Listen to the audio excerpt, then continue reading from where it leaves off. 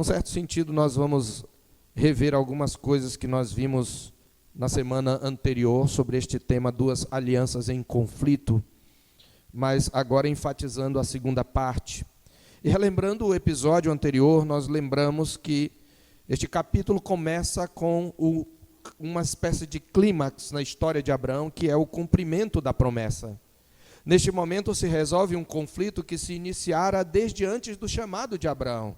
Porque em capítulo 11, se não me engano ali pelo verso 30, é dito que Sarai era estéril e não dava filhos a Abraão.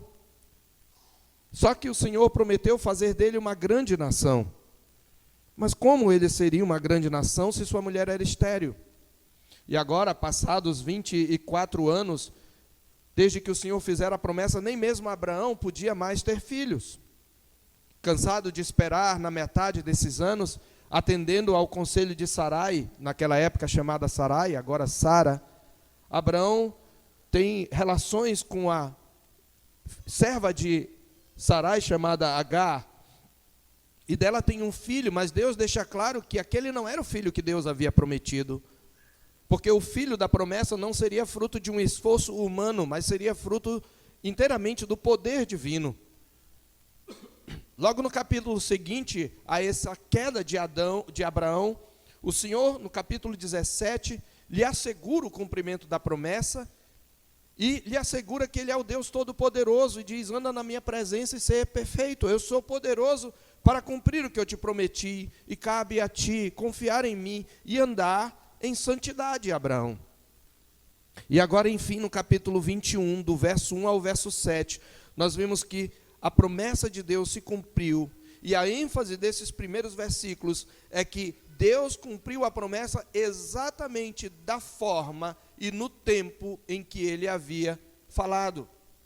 Porque no capítulo 18, um ano antes, o Senhor havia visitado pessoalmente Abraão em forma humana e havia dito: daqui a um ano eu virei e Sara terá um filho. Não será desta escrava o filho da promessa, mas da própria Sara. E Deus, quando Abraão era velho, esta é a ênfase dos primeiros versículos, Abraão já tinha 100 anos, diz o verso 5, quando lhe nasceu seu filho, é enfatizado que ele teve um filho na velhice, no verso 2, e no verso 7, Sara também lembra: na sua velhice lhe dei um filho. E qual foi a grande ênfase para a qual nós chamamos a atenção? Os dois primeiros versículos nós mostramos, eles enfatizam que Deus cumpriu o que havia prometido do modo como havia prometido. Visitou o Senhor a Sara como lhe dissera, e o Senhor cumpriu o que lhe havia prometido. Depois, Sara concebeu e deu à luz um filho na velhice, no tempo determinado de que Deus lhe falara. E nessa ocasião, o princípio e a verdade que aprendemos é: o Deus da palavra é um Deus de palavra. Ele cumpre o que Ele fala, não apenas porque Ele é fiel em todas as suas promessas, porque Ele não mente nem se arrepende, mas também porque Ele é poderoso, Ele tem o controle total dos acontecimentos. Esta é a grande lição deste parágrafo. Deus, primeiramente, é fiel para cumprir, mas Ele também é poderoso. Eu posso ser fiel nas minhas promessas, mas nem sempre eu tenho o poder de cumpri-las, porque eu não tenho o controle de todos os acontecimentos. Mas Deus deu a Abraão um filho na sua velhice, de uma mulher velha e estéril, desde a sua mocidade, para ficar claro que Ele não só é fiel, mas poderoso para cumprir a sua promessa.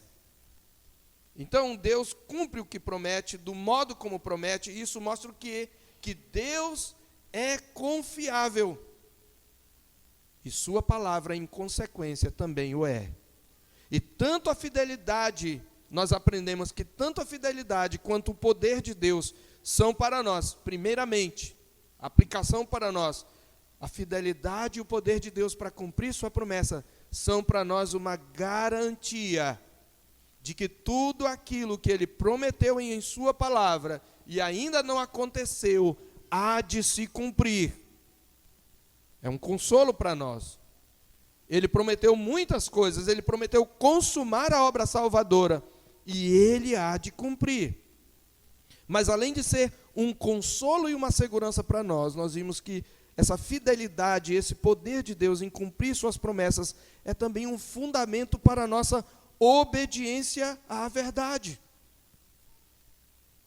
Fiel é a sua palavra e digna de inteira aceitação, e nós devemos obedecê-la, mesmo quando não vemos sentido naquilo que Deus fala no momento em que Ele nos ordena os seus mandamentos.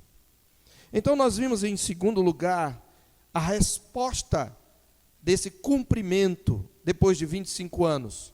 Você tem duas respostas aqui, uma ligada a Abraão e uma ligada a Sara.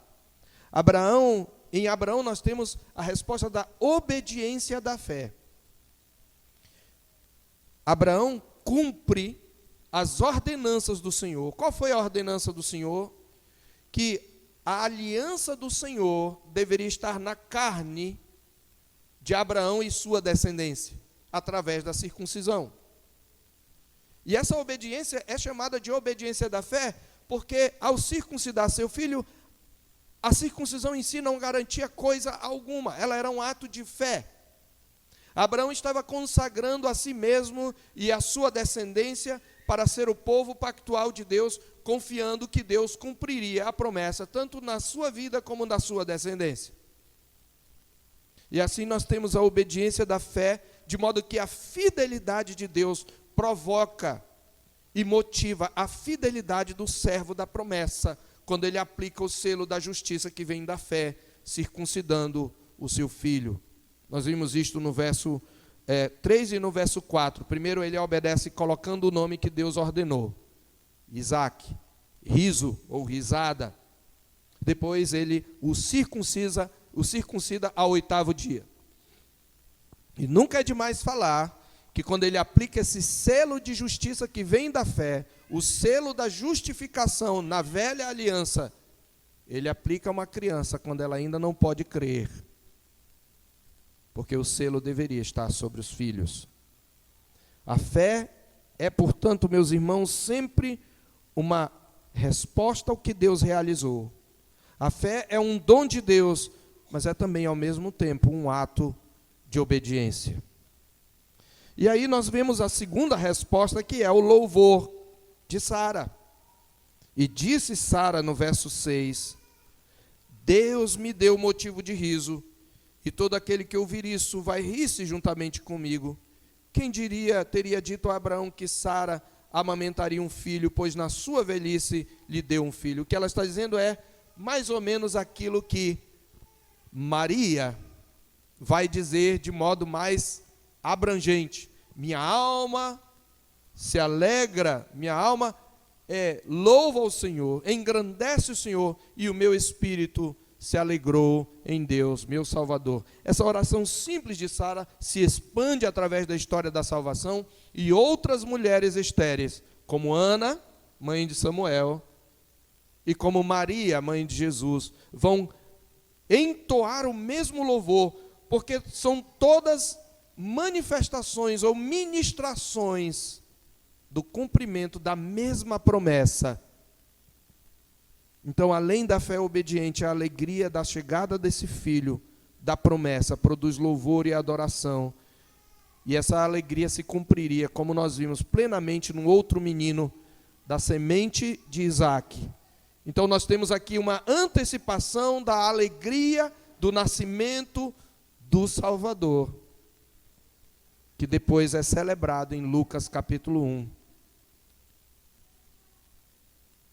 E aí, então, meus irmãos, nós chegamos aos versículos que nós lemos, e de que nós tratamos muito brevemente na semana passada, e que é, na verdade, o foco do tema da nossa mensagem, duas alianças em conflito. Temos muito a aprender sobre este conflito que se instala aqui. É um conflito de família. É um conflito entre o filho de Agar e o filho de Sara. Mas é também um conflito entre o filho da desobediência e o filho da promessa. O filho da escrava e o filho da livre. Nós não devemos olhar para o conflito apenas no que a gente chamaria de microcosmo. Não devemos nos apressar e olhar o conflito e já aplicar para os nossos conflitos sem ter uma visão abrangente. Aqui é um conflito, sim, entre uma mulher e a concubina do seu marido, que ela mesma arranjou para ele. Sim, aqui é o conflito entre um filho rival, duas mulheres rivais, em relação ao mesmo homem. Mas não é só isso. Este é o conflito entre, é preciso que se diga, o filho da desobediência, o filho da impaciência, o filho do esforço humano versus o filho da promessa, o filho da graça, o filho do poder de Deus. Se nós não tivermos essa dimensão, nós vamos analisar conforme a nossa cultura. É também um conflito entre o filho da escrava e o filho da livre. E isto tem grande importância e grandes desdobramentos, inclusive no Novo Testamento, como veremos. É o conflito entre o filho da promessa, o filho da desobediência e o filho da promessa. São duas linhagens aqui. Você lembra? Gênesis 3,15. Porém, inimizade entre ti e a mulher, entre a tua semente e a semente da mulher. Duas sementes estão em conflito aqui. Isso vai muito além do problema pessoal de Abraão. E Deus que vê isto é que vai ter que intervir. Porque nós veremos que há uma visão limitada de Abraão, especialmente. Como é que esse conflito se instala? Antes de tudo, onde ele começou? Onde começou este conflito? Este conflito começou no coração de Sara. Ele transbordou para o coração de Abraão. Lá no capítulo 16, se você quiser abrir lá. Sara, novamente se repete, ora Sara, mulher de Abraão, não lhe dava filhos. Já havia 10 anos que Deus havia feito a promessa. E Sara então diz, olha, o Senhor, eu não tenho tido filhos, então toma a minha serva, coabita com ela, e eu me edificarei com filhos por meio dela. Nós vimos o que aconteceu quando Agar concebeu, conseguiu engravidar. Ela era a serva de confiança era uma escrava, mas ao mesmo tempo era quase uma amiga. Era de fato uma amiga, companhia. A escravidão naquela cultura era um pouco diferente da escravidão que nós conhecemos no Brasil. Eu não estou dizendo que isso não tinha os seus problemas. Escravidão é sempre um problema. Mas era um pouco diferente. Tanto que o escravo mais velho de uma casa podia ser o herdeiro, como Abraão fala no capítulo 15. Se ele não tivesse um filho, o herdeiro seria Eliezer, o servo mais velho na sua casa. Então o escravo tinha certo status. Mas é claro, se a corda arrebentar, vai se lembrar ao escravo que ele é escravo. Então o que aconteceu? Quando Agar teve o filho, quando Agar, concebeu e engravidou, o que aconteceu? Ela começou a desprezar a sua senhora. Ela começou a esquecer da hierarquia. Ela começou a se ensoberbecer. Nisso Agar pecou.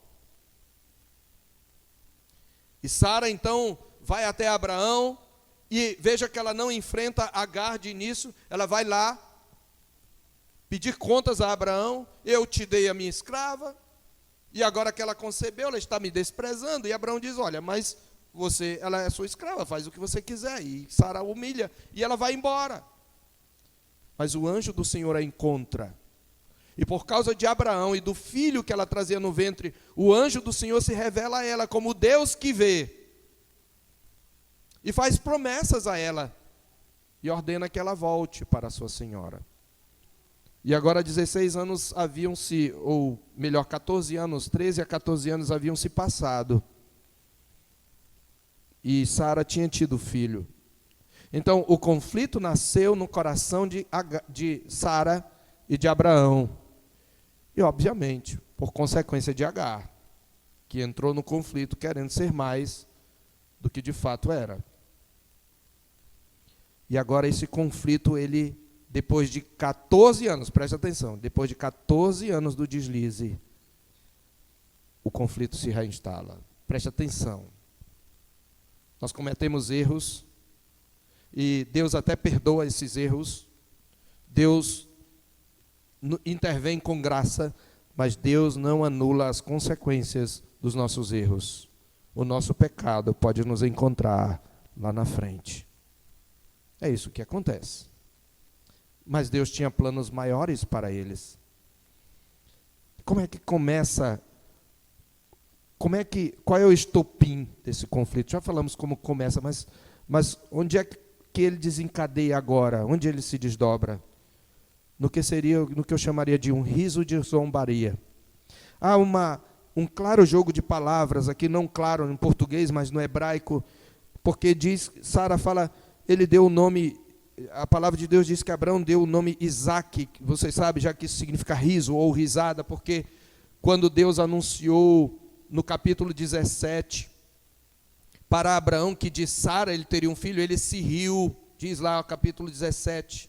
E depois no capítulo 18 ele fala, e Sara ouve, Sara também ri, é um riso de incredulidade. Mas agora eles têm um riso de alegria. Mas quando você vê, Isaac cresceu, foi desmamado. Nesse dia em que o menino foi desmamado, Abraão deu um grande banquete.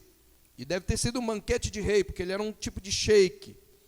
Deve ter convidado muita gente, possivelmente até Abimeleque, que depois vai aparecer no versículo 22. Nós vamos ver isso na próxima mensagem. Então, nesse banquete, no verso 9, Sara vê que o filho de Agar, a egípcia, o qual ela dera à luz a Abraão, caçoava de Isaque. Essa palavra caçoar tem a mesma raiz da palavra rir, só que o sentido aqui é de um riso de zombaria. Ele está escarnecendo, ele está fazendo bullying com o menino. Então, há um riso no primeiro parágrafo de alegria, de louvor, mas há um riso de zombaria. Veja, o mesmo menino, o filho da promessa, que é motivo de riso, de alegria e de louvor, também é motivo de zombaria, de escárnio. Você está percebendo? Esse é o ponto. Ismael escarnece de Isaque. Um riso de zombaria. A própria Escritura interpreta o escárnio de Ismael contra Isaque como perseguição. No capítulo 4, verso 29, em Gálatas, eu peço que você abra, nós não vamos ler ainda lá, mas eu vou só mencionar, porque nós vamos usar esse texto logo mais, porque aí nós temos um desdobramento e uma interpretação neotestamentária desse episódio. Mas lá diz que o filho da escrava perseguia o filho da livre. Então a palavra aí usada é perseguir. Há aqui uma perseguição. Não é uma simples brincadeira de meninos. É uma coisa, é um início de algo que, se não for contido, vai desdobrar-se, possivelmente, na morte da semente santa. É isso que vai acontecer. Então o filho da escrava perseguiu o filho da livre. E aqui Ismael reflete contra Isaque o espírito desafiante e escarnecedor de sua mãe contra Sara, no capítulo 16. E Sara vê. Mulher nota mais as coisas do que homem, né? Então não poderia ser diferente. Sara está ali, o menino correndo, né? E a mãe não desliga, né? Ligada, como se diz, nos 220. E aí ela percebe. Quem é a mãe que gosta de ver o seu filho caçoado, né? E aí ela chega então para Abraão e diz: rejeita essa escrava e seu filho, porque o filho dessa escrava não será herdeiro com Isaque, meu filho. E aí nós temos então, depois do riso de zombaria, a rejeição da escrava. Mas eu quero que você observe algumas coisas neste ponto da nossa narrativa. O primeiro deles é um jogo que o narrador faz com a palavra ver. Você lembra que o nosso narrador aqui é Moisés. A Bíblia diz que ele foi educado em toda a ciência dos egípcios, era poderoso em palavras e obras, então ele conhecia o que tinha de melhor em literatura da época. E, inspirado por Deus, Ele usa de toda a sua criatividade aqui, e há um jogo de palavras com a palavra ver. Veja, vendo Sara que o filho de Agar, a egípcia, o qual ela dera à luz, caçoava de Abraão, disse, rejeita essa escrava. Veja o verso 11, pareceu isso muito penoso aos olhos de Abraão por causa do seu filho. Sara tem uma visão, Abraão tem outra visão do conflito. Para Sara, aquele menino era uma ameaça para o seu filho. Ele era o filho da escrava. E era uma ameaça para o seu filho. Para Abraão, aquele era o seu filho. O filho que ele passou 14 anos tendo esperança que fosse ele. E que talvez, como alguns comentaristas dizem, ele pensasse que pudesse ser o seu plano B. Vai que Isaac morre. Mortalidade era uma coisa comum na época. Você ter muitos filhos e morrer a metade. Então, aos olhos de Sara, o menino era uma ameaça, aos olhos de Abraão era o seu filho. Isso pareceu penoso, difícil para ele. Então, há um jogo de palavras aqui. Sara vê uma ameaça ao seu filho. Abraão vê o ato de rejeitar o filho Ismael como algo penoso. Mas Deus, que vê todas as coisas, dá certa razão a Sara.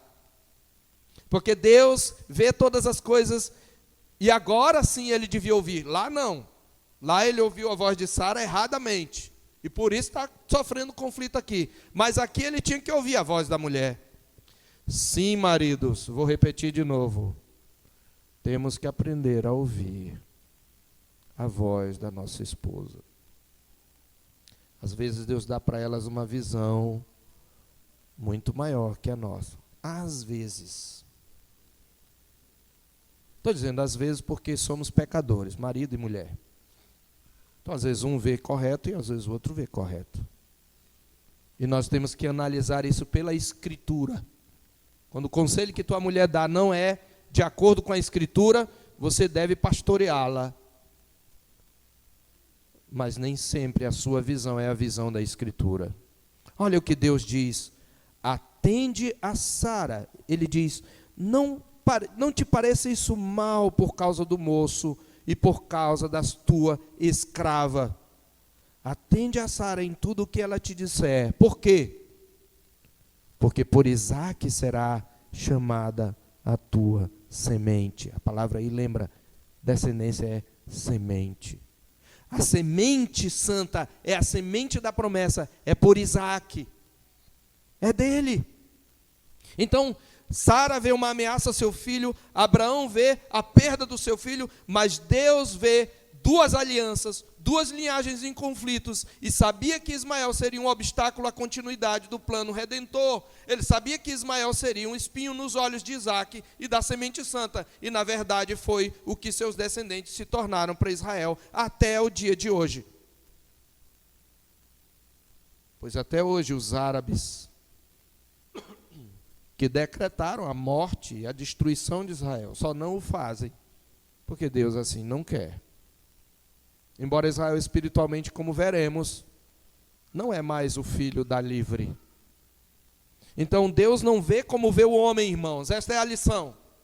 Deus num conflito vê toda a história, todo o processo. Ele vê onde o conflito começou no seu coração. Ele vê a motivação básica do seu coração, se ela é pecaminosa. Ele vê o que isso vai dar lá na frente. Ele vê as consequências daquilo que você está fazendo lá na frente. Ele vê todos os desdobramentos. Então é por isso que nós temos que atender a sua palavra. Na época de Abraão, Deus falava diretamente com Sara e com Abraão. Especialmente com Abraão, você percebe que Deus quase não fala com Sara? Ele se revela de um modo especial a alguns ímpios, mas sempre em função de Abraão, perceba. Sempre por causa de Abraão, porque Deus está dizendo, eu me revelo por meio de um mediador. E aí Deus então manteve o registro na sua palavra. Deus hoje nos fala na sua palavra.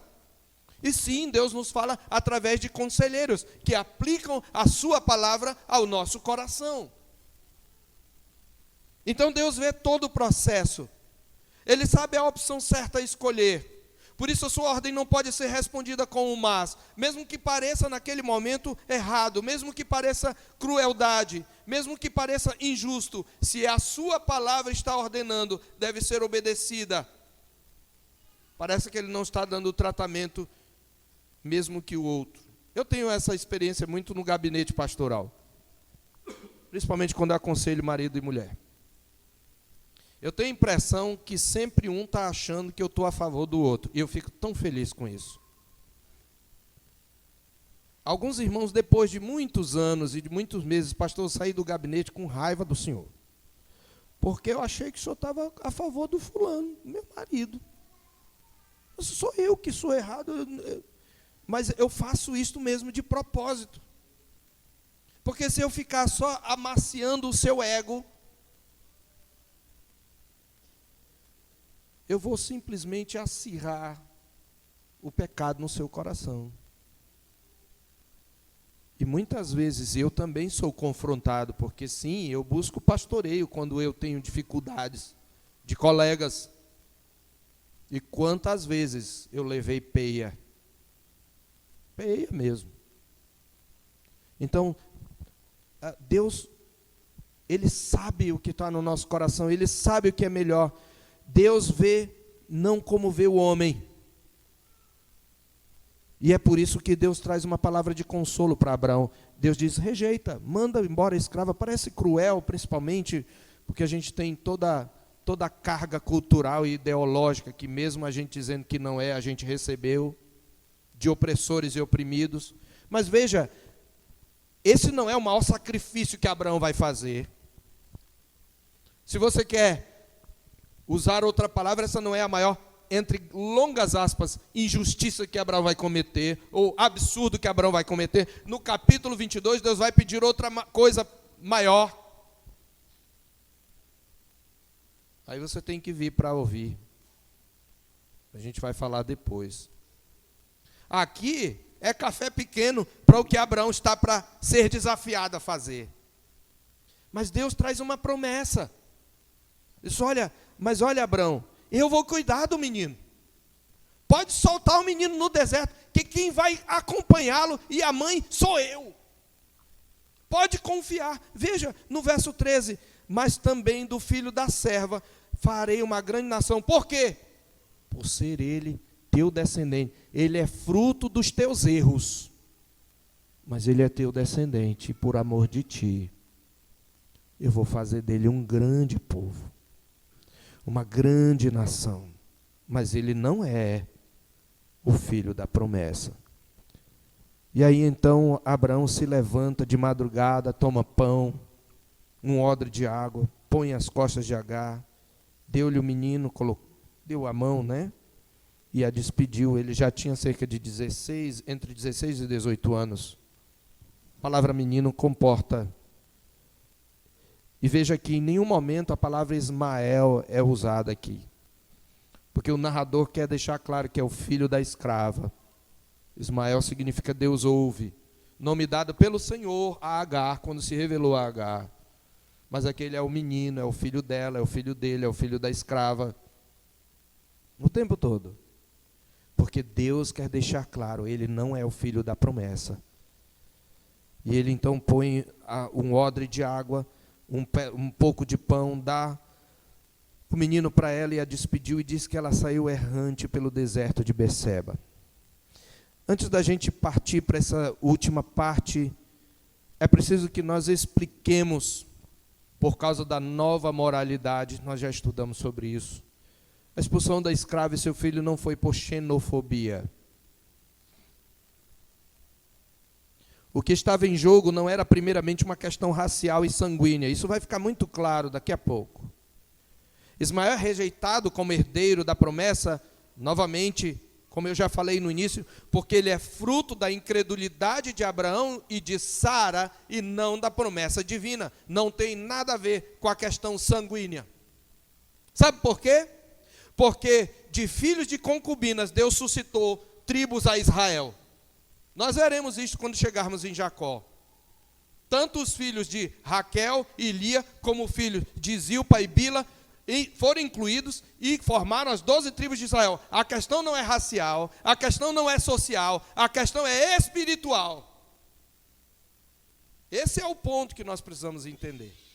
Ele é rejeitado porque ele é filho da incredulidade de Abraão e não da ação poderosa de Deus. Como eu já citei certo autor, Ismael era fruto da precipitação humana, de um coração intranquilo, de alguém que, tendo a promessa, observou mais as dificuldades do que o poder de Deus. E o fato é que faltou paciência. Para deixar, por isso, claro o status de Ismael, o narrador evita chamá-lo pelo nome. E fica mais claro ainda que a questão não é racial e sanguínea, em Gálatas capítulo 4, agora eu quero que você vá lá, e por isso você vai entender porque o tema duas alianças em conflito.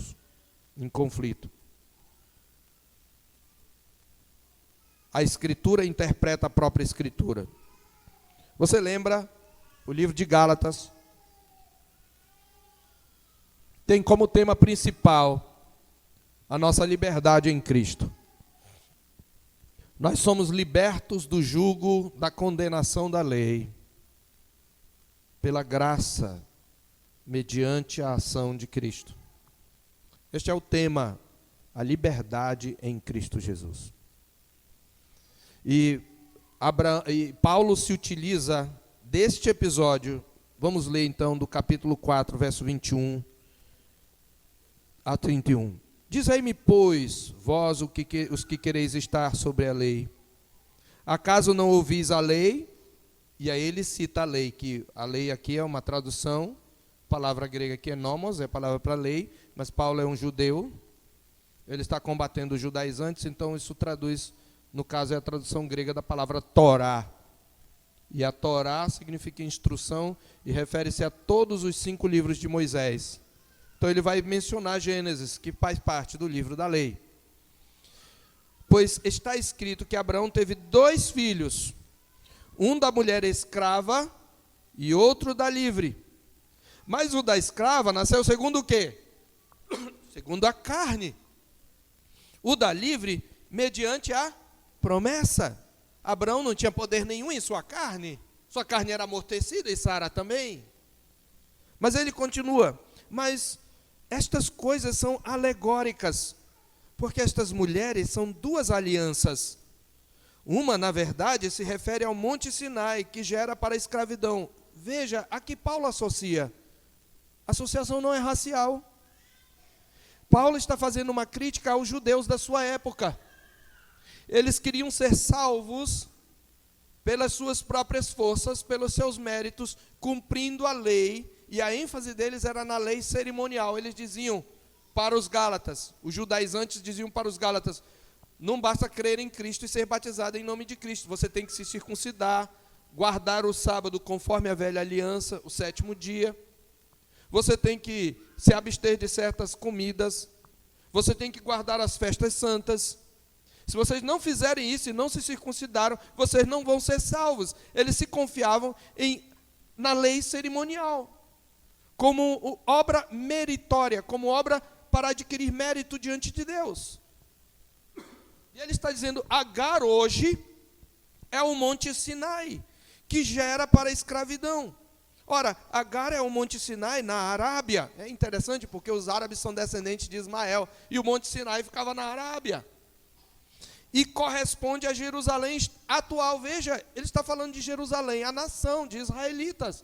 E em que situação ela está hoje? Paulo diz, ela está em escravidão com seus filhos. Por quê? Porque ela não creu em Jesus como Messias. Ela não creu em Cristo. Ela continua se baseando na lei. Então, os israelitas, Paulo está dizendo, atuais, são filhos de Agar. Porque eles estão se deixando escravizar pela lei.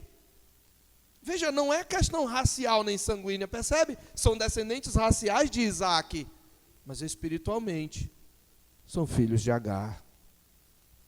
E ele continua dizendo, mas a Jerusalém lá de cima, a verdadeira Jerusalém espiritual, é livre, a qual é nossa mãe. Ele está falando da igreja. A igreja é mãe, é nossa mãe. É isso que ele está dizendo. Porque está escrito: alegra-te, ó estéril, que não dás à luz, exulta e clama tu que não estás de parto, porque são mais numerosos os filhos da abandonada do que os da que tem marido. E essa expressão ele está citando uma passagem de Isaías. Vós, porém, irmãos, ele está falando para os Gálatas. Os Gálatas eram o quê? Gentios, gregos. Ele está dizendo: vós, porém, irmãos, sois filhos da promessa, como Isaque. Por quê? Como, porém, outrora o que nascera segundo a carne, Ismael, perseguiu o que nasceu segundo o Espírito, Isaque, assim também agora os judeus perseguiam. Aqueles judeus que não creram, perseguiam os cristãos. Contudo, o que diz a Escritura? Lança fora. Veja, quem falou isso? Lançar fora essa escrava?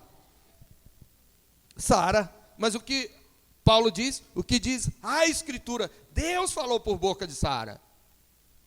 Lança fora esta escrava e seu filho, porque de modo algum filho da escrava será herdeiro com o filho da livre. Assim, irmãos, sois filhos não da escrava, e sim da livre. E ele conclui: para a liberdade foi que Cristo nos libertou. Permanecei, pois, firmes, e não vos submetais de novo em jugo da circuncisão. Eu, Paulo, vos digo que se vos deixar de jugo de escravidão, eu, Paulo, vos digo, se vos deixar de circuncidar, Cristo de nada vos aproveitará. Entendeu? Duas alianças. A questão é espiritual. Então Agar, meus irmãos, se tornou... Eu já disse que Agar era uma crente. Eu creio que ela era uma crente. Por causa do encontro que ela teve com Deus e como ela celebrou e confessou e invocou a Deus. E a Bíblia diz: todo aquele que invocar o nome do Senhor será salvo. E no capítulo 16 ela invocou. Mas ela mesma se tornou o símbolo da busca de salvação pelo esforço humano. Busca de Abraão. Ela é um símbolo da Jerusalém terrena, em contraste com a Jerusalém lá de cima, cuja salvação procede de fé nas promessas. Então a questão não é racial, mas é espiritual. Então nós chegamos à última parte do texto, que é quando Deus manifesta graça no deserto. E quando Ele manifesta graça para com aquele que zombou do filho da promessa. E aí, irmãos, nós temos mais uma vez o cumprimento da Escritura que diz: onde abundou o pecado, superabundou a graça. O tempo todo nas narrativas nós vamos ver isso. O pecado humano atravancando as coisas e a graça de Deus consertando, restaurando e conduzindo a história. Apesar de Ismael ser o filho da escrava, Deus abençoa Ismael por causa de Abraão. Onde nós vemos a graça, primeiro, na promessa de Deus. Graça está nas promessas que Deus faz. No verso 13 e no verso 18, a Abraão ele diz: mas também do filho da escrava farei uma grande nação, por ser ele teu descendente. E veja, Ismael será uma grande nação. Porque, novamente, Deus está sempre dizendo: Abraão é o meio, é o mediador pactual. Mas no verso 18, falando com Agar, ele diz: eu farei dele um grande povo. Já é esta a terceira vez, no capítulo 16 Deus falou uma vez, e a terceira vez que Deus diz: eu farei dele um grande povo. E nós sabemos que os filhos de Ismael hoje são um grande povo.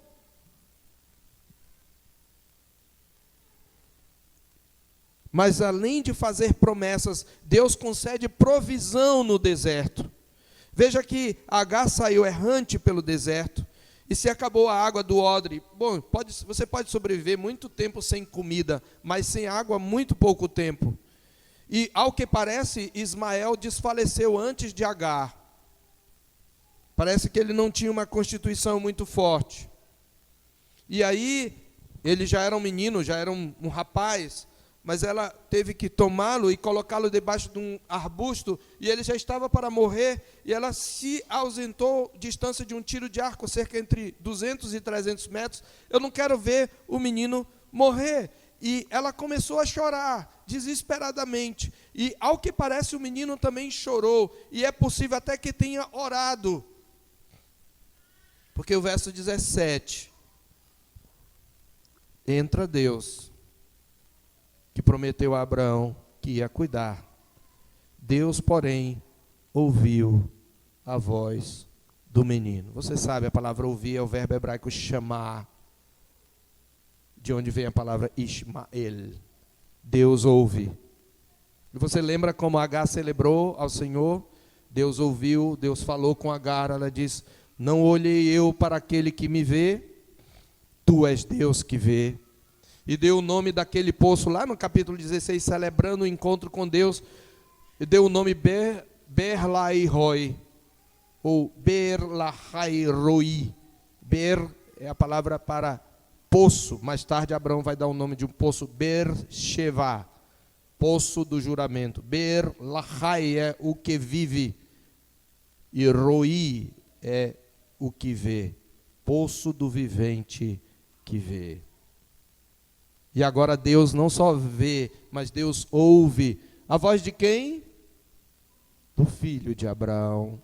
Não é o filho da promessa, mas é o filho de Abraão. E apesar de ser filho da desobediência, ele é alvo dessa graça de Deus, ainda que seja graça temporal. Não sei o destino eterno de Ismael, não sei. Eu sei que do povo que veio dele, Deus houve inimigos. Esse povo se tornou inimigo de Israel. Mas eu não sei quanto a ele. Eu creio quanto a Agar, porque ela invoca o nome do Senhor. Mas claramente ele ouve a voz do menino e ele chama, o mesmo anjo de Deus diz: que tens, Agar? Não temas. Veja, é a mesma expressão que Deus usa para os seus servos ao longo da jornada, em situações diferentes. Você lembra? Não temas, Abraão, eu sou o teu escudo. E ele fala a esta escrava, a esta mulher: não temas, porque Deus ouviu a voz do menino. Há um jogo de palavras com Ismael aqui. Deus ouviu. Ergue-te, levanta o rapaz e segura-o pela mão, porque eu farei dele um grande povo. Aquilo tudo é consequência da loucura de Abraão e de Sara. E essa mulher só não vê a morte. Por quê? Porque a graça intervém. A graça faz provisão no deserto.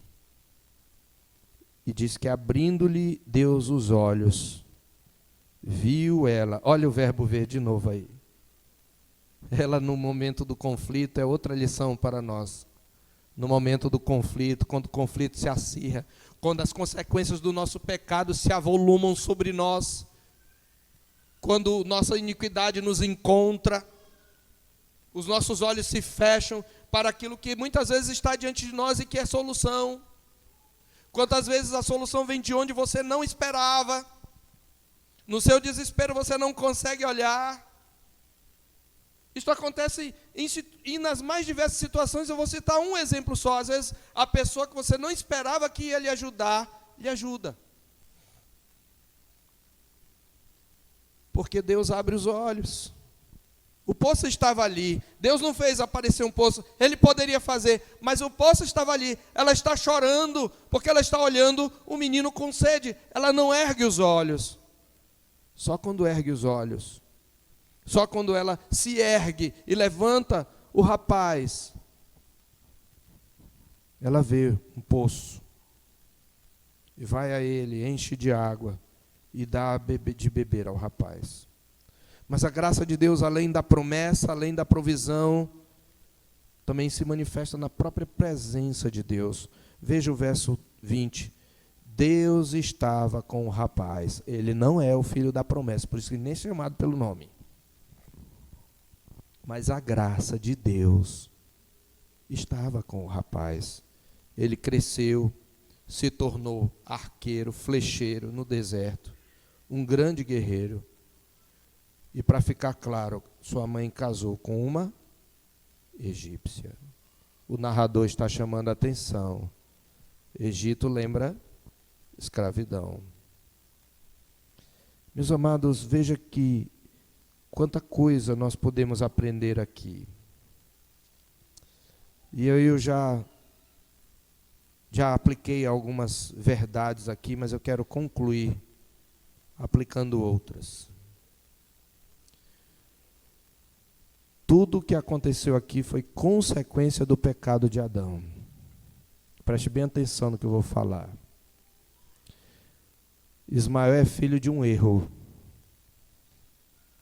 de uma relação ilícita e pecaminosa, porque Agar não era mulher dele, e também porque ele estava fazendo isso por não confiar na promessa de Deus.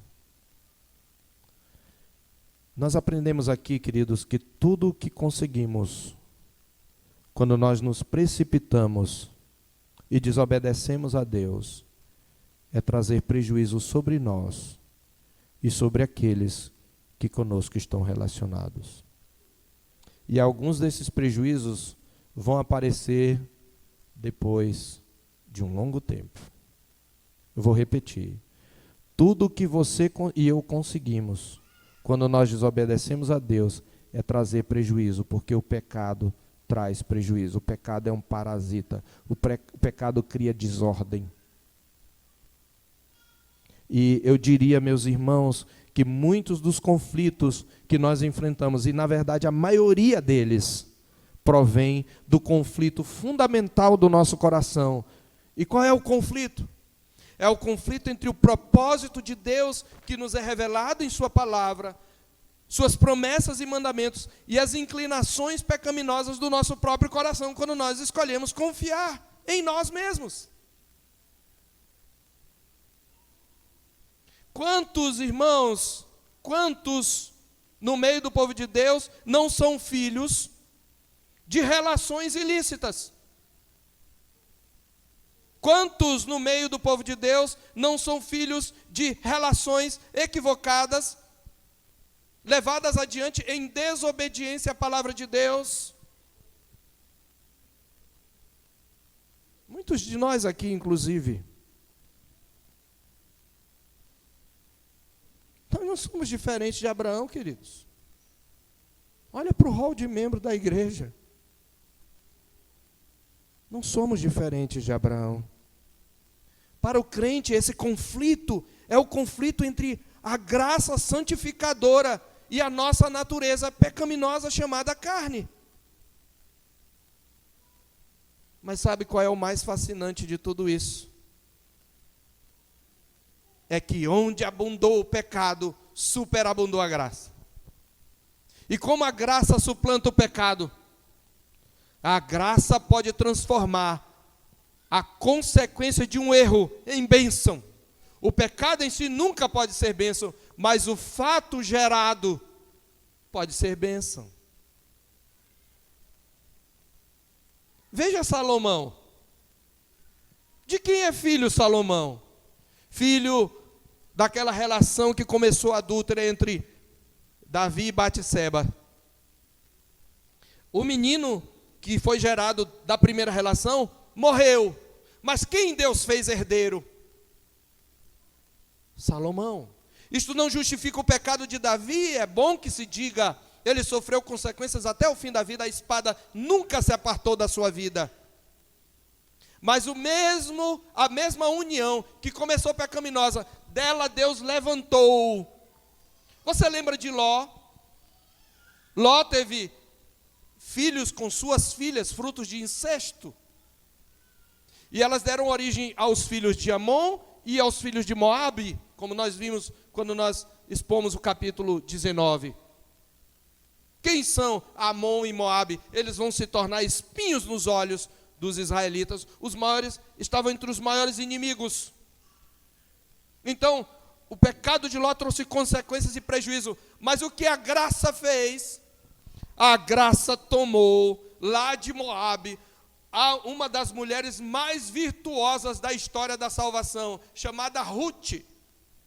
Numa das mais belas e perfeitas histórias, de 4 capítulos, leia, nós já expomos esse livro aqui.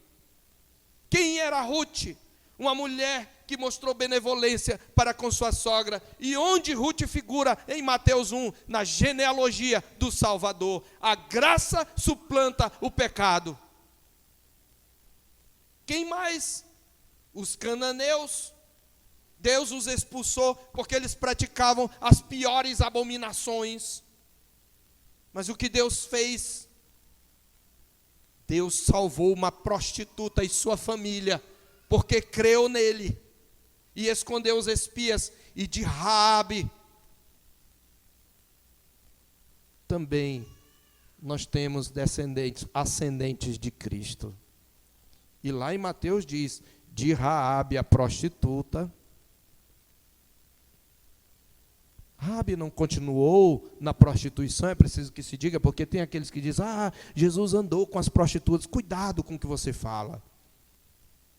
Toda prostituta que de fato foi, de alguma maneira, tocada por Cristo, ela deixou de ser prostituta. Ele disse, vá e não peques mais. Mas o que eu quero dizer é que os nossos erros trazem consequência, trazem conflitos, trazem prejuízo, mas a graça de Deus pode restaurar. Por isso eu falei, alguns de nós são filhos de relacionamentos pecaminosos. Deixa eu dizer uma coisa para você, filho. Você está aqui, e se você é um crente, porque não importa, Deus te escolheu, e você pode ser bênção como Salomão, você pode ser bênção como Ruth, você pode ser bênção como Raabe. Você não é, em última instância, simplesmente o fruto de uma relação pecaminosa. Você é um filho, uma filha, você que está em Cristo, de Deus.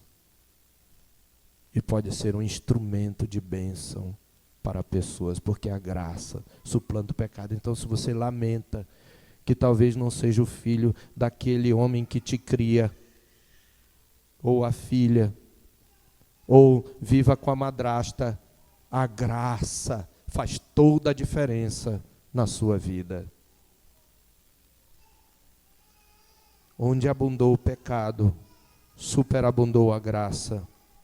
De modo que o mesmo conflito que de uma perspectiva vem de nossos deslizes e pecados, da perspectiva da graça, torna-se instrumento de Deus para executar seus propósitos redentores. Essa graça superabundante flui para nós através de Cristo, o descendente de Abraão e de Isaque, e até mesmo os filhos de Ismael serão abençoados por meio dessa graça. Quando o Espírito Santo foi derramado em Atos, esta é a última passagem que eu quero olhar com você, no capítulo 2.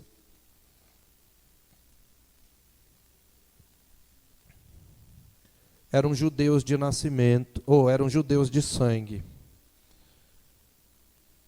Os apóstolos começaram a falar em línguas conforme o Espírito Santo lhes dizia que falassem, lhes concedia que falassem. Mas este fenômeno, diferente das línguas estranhas de hoje, foi entendido. As línguas foram entendidas por nações, eram línguas nacionais. E judeus de várias nações espalhadas, eles eram de sangue judeus, mas eles nem falavam o hebraico nem o aramaico. Eles falavam a língua da nação de onde eles eram. E o meio do Espírito Santo falou, e você lembra, esta é a mesma multidão que se converteu, cerca de 3.000. Várias nações são citadas, mas eu quero especialmente mostrar no verso 10, da Frígia, da Panfilha, do Egito, das regiões da Líbia, das imediações de Cirene, romanos que aqui residem, tanto judeus como prosélitos, cretenses e arábios. Ismael está ouvindo o evangelho pregado, e ele estará entre aquelas nações, povos, tribos e línguas que hão de glorificar o nome do Senhor. Mas por quê? Por causa de Abraão e de Cristo, o descendente de Abraão. Eu não conheço a sua história, mas Deus pode renová-la. E eu não estou falando com crente, Porque se você é crente, eu não vou dizer para você que Deus tem algo novo para você, que eu vou estar falando heresia. Se você tem Cristo, algo novo já veio. Você tem que abrir os olhos. Mas para você que não tem Cristo, Deus pode mudar a sua história por meio de Cristo. Apesar de todos os pecados que você cometeu e das consequências que você possa estar vivendo na sua vida, sejam elas quais forem, se você se converter do seu mau caminho, se arrepender dos seus pecados e crer em Cristo, a sua história vai mudar. E até mesmo aquilo que você colhe hoje como consequência do seu pecado, Deus pode transformar em bênção. Porque Cristo é poderoso para mudar a história e fazer de você um servo, uma serva de Deus. Deus pode salvar a sua alma da ira vindoura, mas fora de Cristo, somente por meio daquele que é descendente de Abraão, nunca fora do mediador. Fora dele você está perdido, ou perdida. E para os crentes, que você possa refletir sobre o que você tem feito, como você tem caminhado, e as decisões que você tem tomado, se elas têm sido baseadas na fé, na promessa, ou na incredulidade e desobediência. E se você está vivendo consequências, isso possa gerar em você contrição e a certeza de que, havendo arrependimento, o Senhor Deus há de usar até mesmo aquilo que ocorreu a você para seu aprendizado e para a bênção na sua vida. Que o Senhor Deus nos abençoe e aplique a sua palavra ao nosso coração.